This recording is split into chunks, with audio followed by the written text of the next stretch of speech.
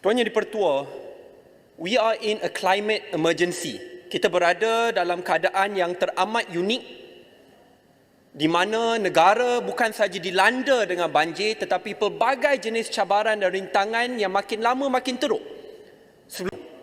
Isu perubahan iklim, climate change, bukanlah isu kecil lagi di Malaysia, tetapi harus diangkat dan harus diiktiraf sebagai isu nasional yang wajib diambil kira oleh semua parti politik, pemimpin politik, korporat, badan-badan yang lain.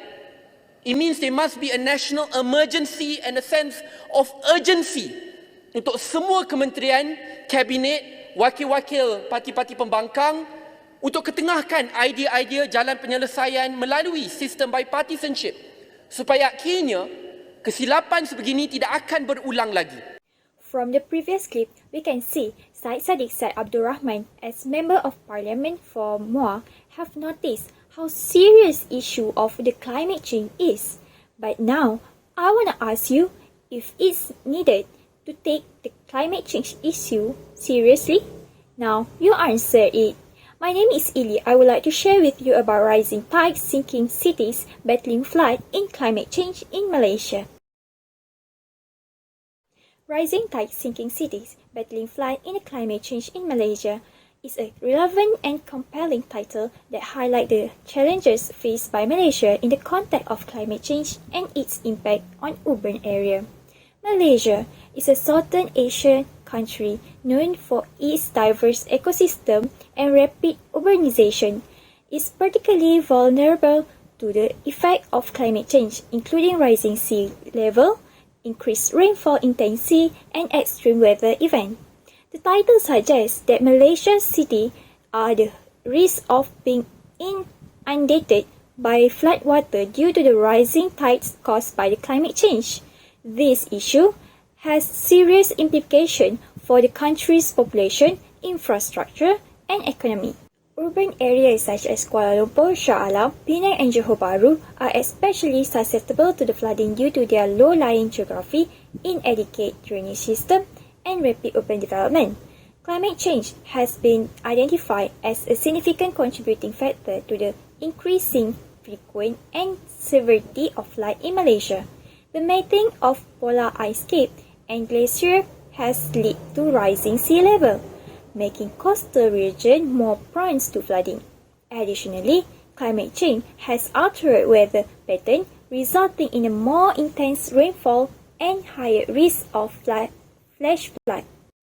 Here we can see that Selangor was not the only one state hit by the flood, but also from Pahang, Terengganu, Kelantan, Negeri Sembilan, Melaka, Perak and Kuala Lumpur, affecting 116,273 people from 31,949 families. Apart from that, landslides were also reported in Karak, resulting in scores of road users becoming trapped. They were saved by the search and rescue team.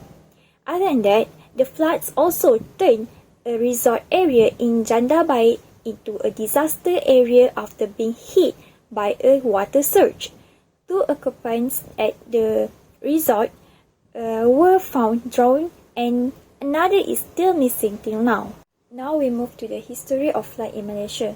The capital was hit by a flood on Christmas night back in 1926. A report states that rain fell over the city for more than 2 days, and by the 3rd day, government offices in Jalan Raja were under a meter of water and people had to commute to work in sampan, rickshaw and bullock cart.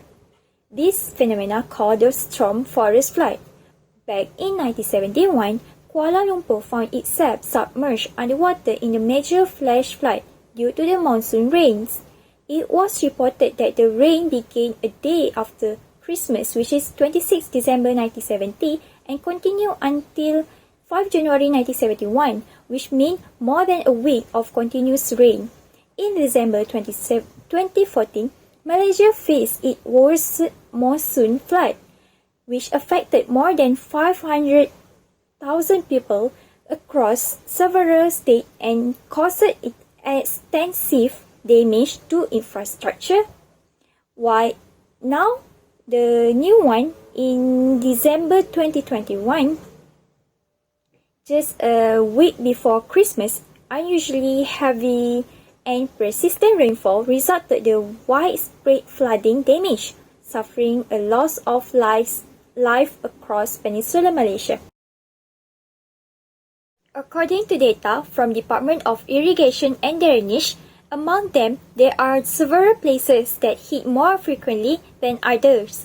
Klang, Petaling, Hulu Klang, and Kuala Lumpur, and also Gombak are the worst hit area with more than 1,107 incidents between them. Statistics on the number and location of floods are included that DID and all report the main factor that causes flash flood in Kuala Lumpur is rapid pace of development such as housing and highway that poorly planned and controlled.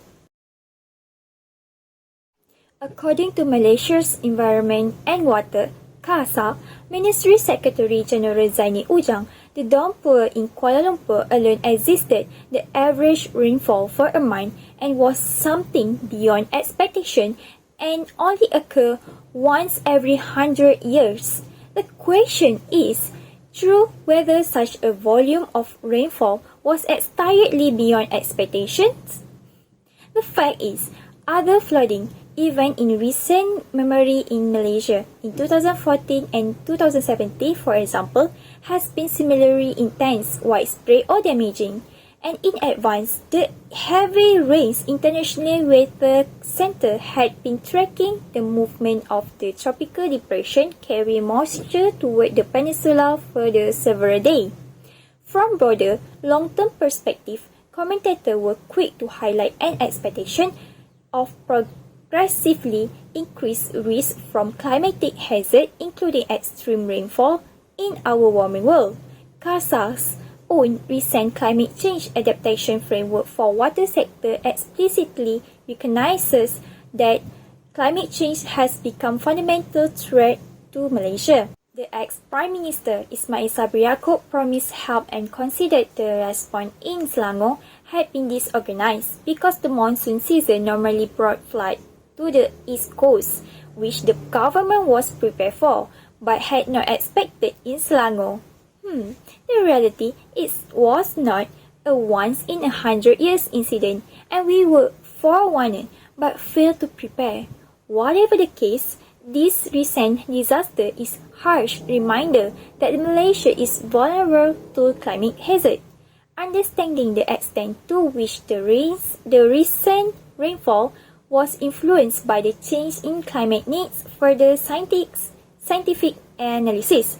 With a sufficient access to data and modeling capabilities, scientists can rapidly conduct assessment of the role of climate change in extreme events and tell us whether the risk of worsening.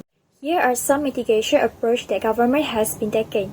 First, the impact of flood in Kuala Lumpur has led to the construction of the stormwater management and road tunnel, SMART.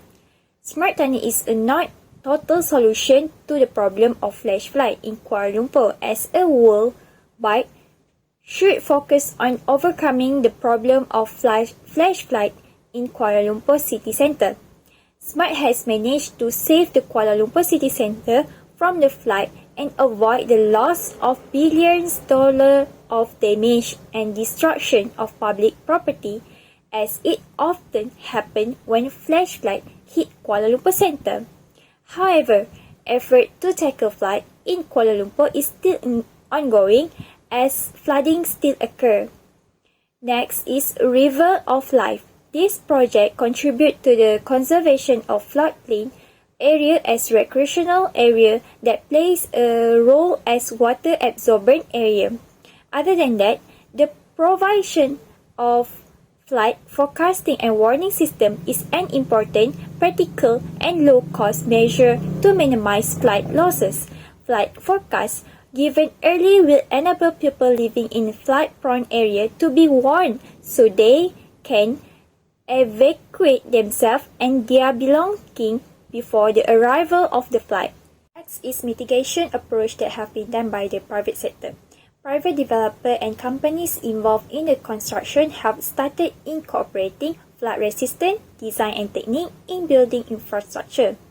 These include raising building foundations, installing flood barrier, and using water-resistant material to minimize damage during flood.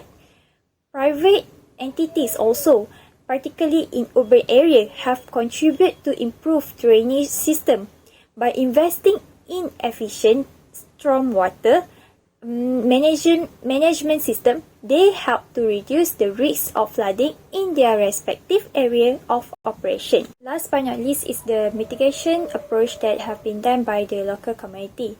First is volunteer emergency response teams. Community members often form volunteer group to assist during flood emergency.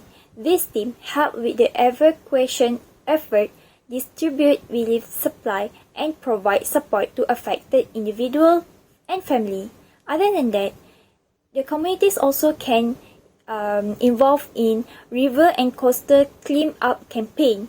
The local community actively participate in river and coastal clean-up campaign to remove debris and garbage that can obstruct water flow and exacerbate flood risk.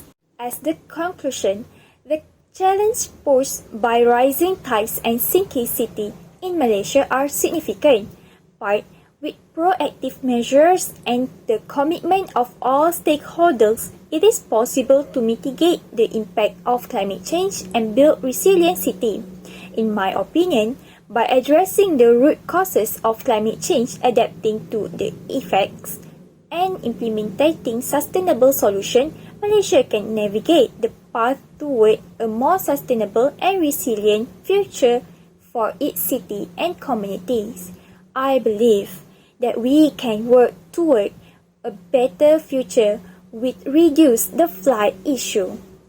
Assalamualaikum and thank you.